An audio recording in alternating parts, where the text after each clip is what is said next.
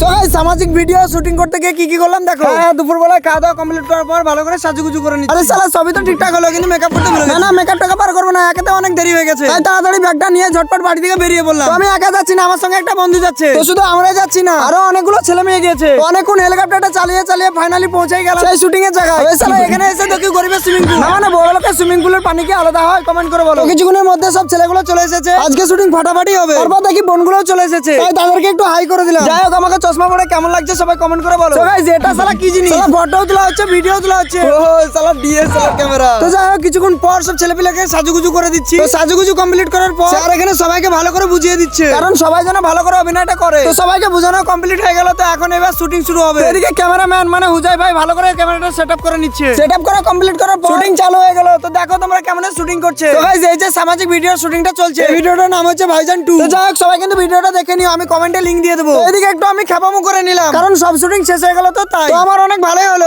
কি মজা শুটিং শেষ, বিকালে বাড়াক পাবো। সো গাইস আমার এই মিনি ব্লগটা কেমন লাগলো সবাই কমেন্ট করে বলো। আবার নেক্সট ভিডিওতে দেখা হচ্ছে তোমাদের সঙ্গে।